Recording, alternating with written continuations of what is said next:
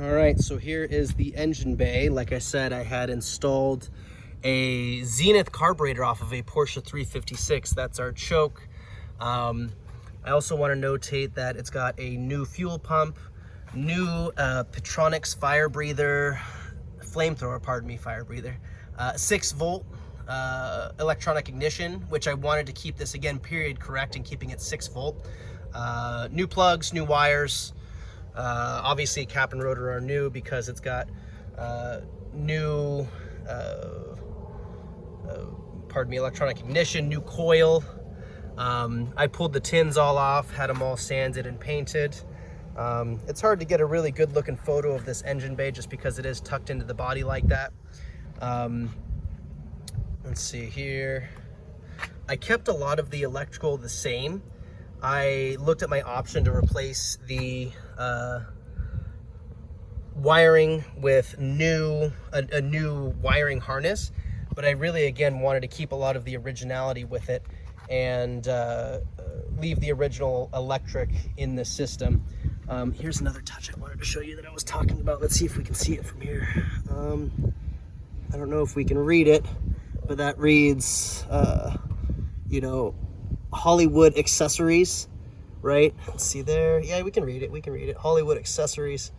And that's just all these little touches that are on this car that are really cool and really 1960s, 60s vintage hot rod, right? Vintage hot rod, vintage dune buggy. Something else to notate on the Kyotes is that when I say this is fully optioned, right, it has the metal flake, it has the scoop, as well as the side pods, right? So these lower side pods that are really nice and clean are fiberglassed into the car.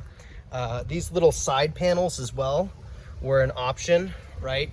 As well as the front lower valence, right? So that's got all the original, that's really shiny, it's blinding out my camera. So it's got that lower valence in there that's also metal flaked.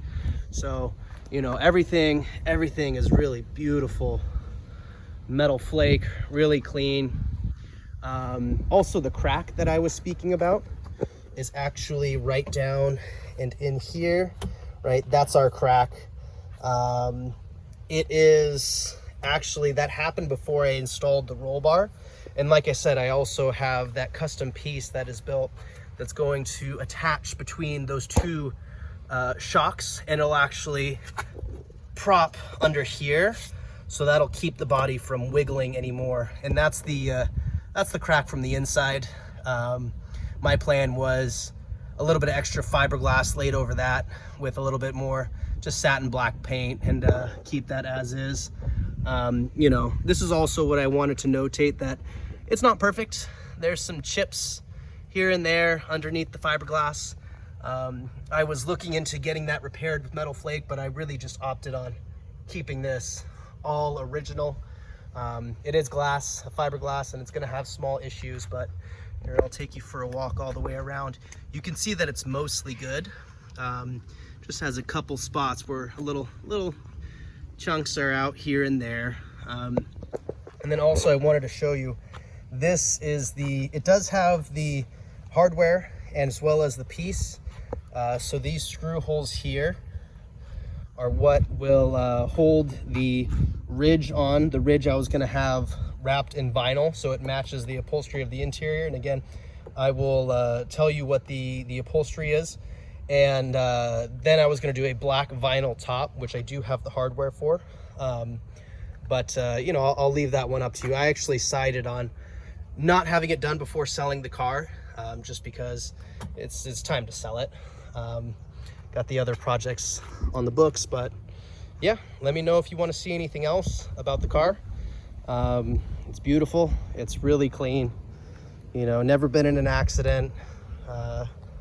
Really bright, nice and shiny.